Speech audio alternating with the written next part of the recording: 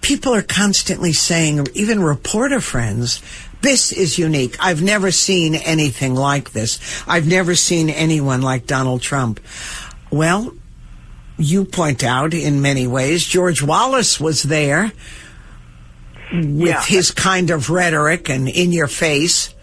That's right. I mean, there are parallels going even back. One of my favorites is in 1824 when Andrew Jackson ran. There were a lot of things he was saying that sounded, and fears people had about him that sounded very much like the current race in terms of Donald Trump. But in 1968, when George Wallace ran as an independent, he was tapping into the same sense of frustration in the electorate. He was seen as kind of a joke at first in the way people first saw Donald Trump that way.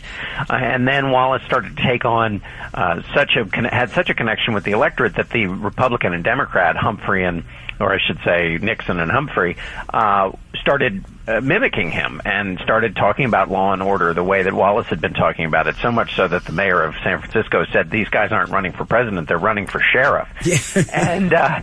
And you know, the conflict between Wallace and his protesters is very much like Donald Trump's conflict with his protesters. And what you heard from Wallace voters was he tells it like it is, which is very much the appeal that Donald Trump has with the electorate. So there are a lot of parallels that you see in that race. And in 1964, when Republicans tried to stop Barry Goldwater, there are a lot of parallels there in terms of a portion of a party trying to stop the party nominee.